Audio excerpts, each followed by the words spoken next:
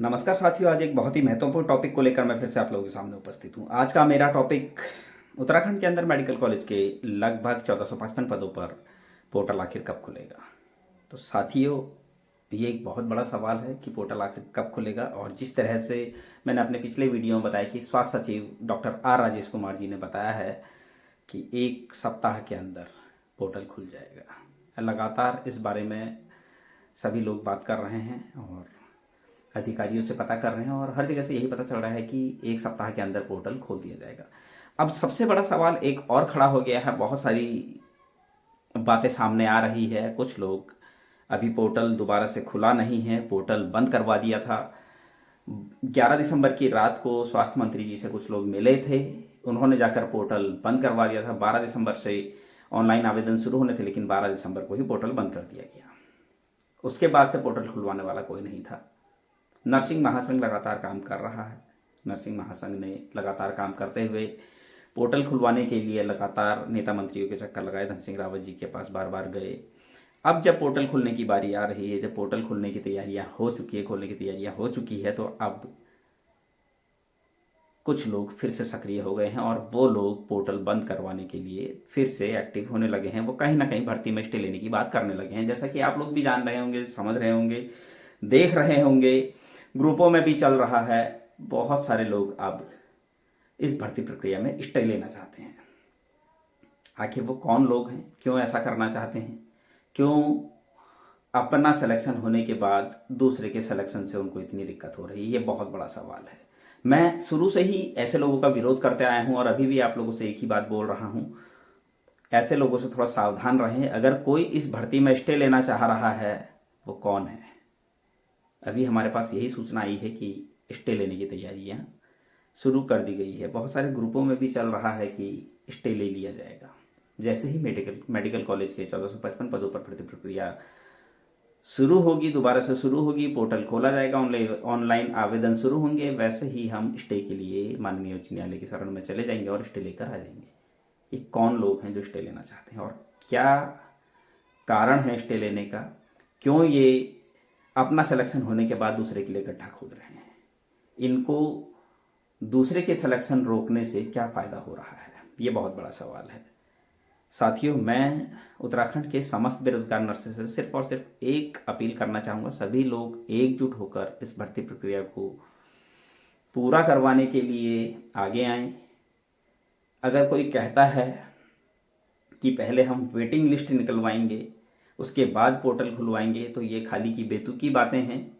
Waiting list कभी भी आ सकती है। इससे मेडिकल कॉलेज के 1455 पदों पर स्टे लेने का कोई मतलब नहीं बनता है। वेटिंग लिस्ट आएगी, ठीक है, अच्छी बात है, आए वेटिंग लिस्ट। उसमें जिन लोगों का सिलेक्शन होगा वो मेडिकल कॉलेज में फिर अप्लाई नहीं कर पाएंगे, क्योंकि 6 मंथ तक आप एनओसी नहीं ले सकते हो।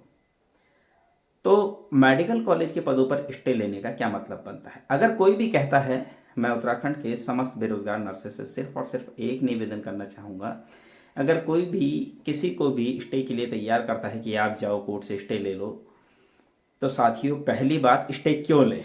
अगर कोई भर्ती प्रक्रिया आराम से चल रही है तो उसमें स्टे क्यों लिया जाए?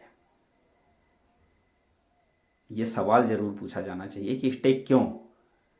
जब आपका सिलेक्शन, जिन लोगों को ज्वाइनिंग मिल चुकी है, अगर उनमें से कोई ये बात कहता है तो उससे यही पूछा जाए, जब आपके सिलेक्शन का नंबर था तब आपने स्टे की बात क्यों नहीं कही? तब आपने क्यों नहीं कहा कि इस भर्ती प्रक्रिया को रोक दिया जाए? अब जब आपका सिलेक्शन हो गया है तो आने वाले बच्चों के सिलेक्शन से आपको दिक्कत क्या है? अगर कोई ऐसा शख्स है जिसका सिलेक्शन हो गया है और वो अगर इस बात को करता है कि स्टे लो, तो उससे यही सवाल किया जाए कि जब तुम्हारा सिलेक्शन हो रहा था तब तुमने क्यों नहीं कहा कि इस भर्ती प्रक्रिया को रोक दो, स्टे लगा दो? और जब तुम्हारा सिलेक्शन हो गया तो फिर दूसरे के सिलेक्शन से तुम्हें दिक्कत क्या? और अगर कोई ऐसा शख्स आपसे कहता है जिसका सिलेक्शन नहीं हुआ है, तो उससे कारण पूछा जाए कि स्टे क्यों? जब हाईकोर्ट, माननीय उच्च न्यायालय हाईकोर्ट के आदेश हैं कि वर्षवार सीनियरिटी के आधार पर यह भर्ती प्रक्रिया होगी, तो फिर इस पर स्टे किस बात के लिए? अगर कोई कहता है एग्जाम, तो एग्जाम तो इसमें हो ही नहीं सकता है। आधी भर्ती प्रक्रिया हो चुकी है, आधी बची है, होगा तो इसमें ईयर वाइज ही सिलेक्शन, तो फिर स्टे किस बात पर लिया जा रहा है, क्या वजह है स्टे लेने की। दूसरी बात साथियों, लगभग 200 पोस्टें अभी भरी जानी हैं स्वास्थ्य विभाग के लगभग 1564 पदों पर, जिसमें से 1376 पदों पर रिजल्ट आया था। और उन 1376 पदों में से भी बहुत सारे लोगों ने दो दो जगह अप्लाई किया था, डिग्री में भी डिप्लोमा में भी। 8 लोगों का सिलेक्शन रोक दिया गया था और भी बहुत सारे लोगों ने ज्वाइन नहीं किया था।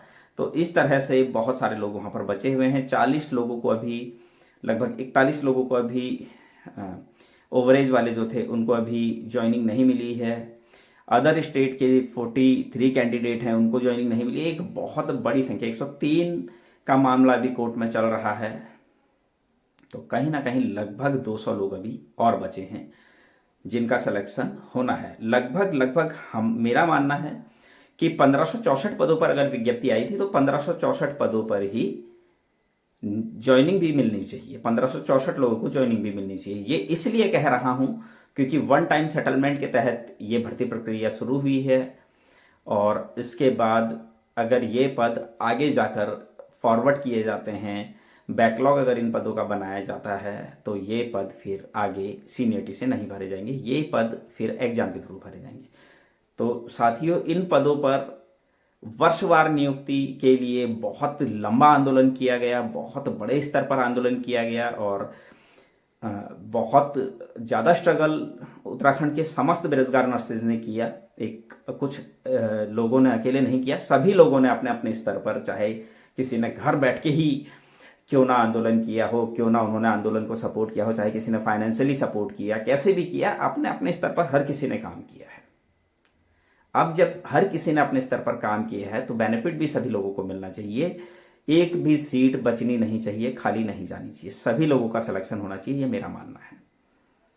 इसके लिए सभी लोगों को अवेयर होना पड़ेगा। सभी लोगों को, जब तक हम सभी लोग जागरूक नहीं होंगे तब तक ये भर्ती प्रक्रिया पूरी नहीं होगी। मेडिकल कॉलेज के जो लगभग 1455 पद है, इन पदों के लिए सभी लोग नर्सिंग महासंघ को सपोर्ट करें। नर्सिंग महासंघ पूरी ईमानदारी से काम कर रहा है, पूरी ईमानदारी से नर्सिंग महासंघ जिस तरीके से काम कर रहा है काबिल तारीफ है और अच्छी बात है। हर्ष भाई और मनीष भाई, प्रीति मैम, बाकी भी जितने लोग हैं नर्सिंग महासंघ से जुड़े हुए, सब लोग अपना 100% दे रहे हैं, दिन रात मेहनत कर रहे हैं, चक्कर लगा रहे हैं और किसी से बिना किसी निजी स्वार्थ के इस भर्ती प्रक्रिया को पूरा करने में जुटे हुए हैं। और साथियों, अपने इस मैसेज के थ्रू, जैसा कि मैं हमेशा से कहता आया हूं, अगर कोई पैसे की डिमांड करता है कि पैसा दो, मैं तुम्हारा सिलेक्शन करा दूंगा, मैं ये करा दूंगा, मैं वो करा दूंगा, तो ऐसे बहकावे में किसी के ना आए। ईयर वाइज सिलेक्शन में किसी का 1 रुपया भी नहीं लगेगा। ये लड़ाई हमने इसलिए लड़ी थी ताकि भ्रष्टाचार ना हो, किसी का पैसा गलत तरीके से कहीं फंसे ना, पैसे का लेन देन भर्ती प्रक्रिया में ना हो, इसलिए हमने भर्ती प्रक्रिया शुरू की थी।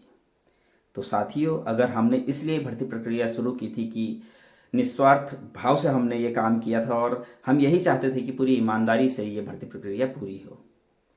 इसके लिए एक अकेले आदमी को काम नहीं करना है, इसके लिए सभी जितने भी हमारे नर्सिंग साथी हैं सभी को पूरी ईमानदारी से काम करना है, किसी के हाथ में पैसा नहीं देना है।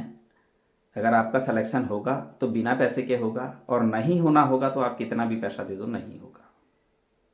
तो साथियों, मैं आपको बस एक ही चीज़ कहना चाहता हूँ, सभी लोग मिलजुल कर नर्सिंग महासंघ के साथ खड़े रहें। नर्सिंग महासंघ जिस तरीके से काम कर रहे हैं, मेरी हर्ष भाई से, मनीष भाई से लगातार बात होती है और मैं चाहता हूँ कि सभी लोग उनके साथ खड़े रहें। अभी वो बहुत लगातार बहुत बड़े लेवल पर काम कर रहे हैं और बहुत अच्छा काम कर रहे हैं। जिस तरीके से लगातार वो कभी चिकित्सा चयन बोर्ड जाते हैं, कभी सचिवालय जाते हैं, कभी हमारे स्वास्थ्य मंत्री डॉक्टर धन सिंह रावत जी के पास जाते हैं और लगातार काम कर रहे हैं और बहुत जल्द इसका रिजल्ट आप लोग देखेंगे।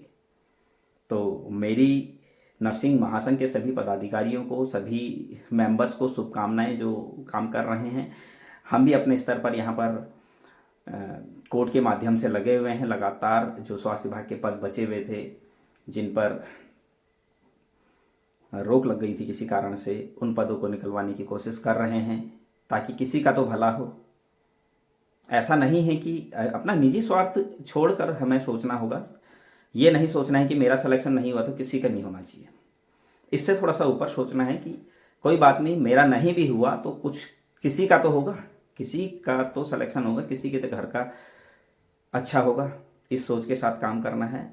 और साथियों, बहुत जल्द पोर्टल खुलेगा। जिस तरीके से स्वास्थ्य मंत्री डॉक्टर धन सिंह रावत जी ने लगातार अपनी स्टेटमेंट में कहा है, और अभी लेटेस्ट स्वास्थ्य सचिव डॉक्टर आर राजेश कुमार जी ने बताया कि 1 हफ्ते के अंदर पोर्टल खुल जाएगा। तो साथियों, मैं सभी लोगों से यही कहना चाहूँगा कि निराश ना हो, और बहुत जल्द पोर्टल खुलने वाला है। बहुत जल्द आप लोग भर्ती प्रक्रिया में आवेदन करने लग जाएंगे, और बहुत जल्द सभी लोगों को मेडिकल कॉलेज के 1455 पदों पर ज्वाइनिंग भी मिल जाएगी।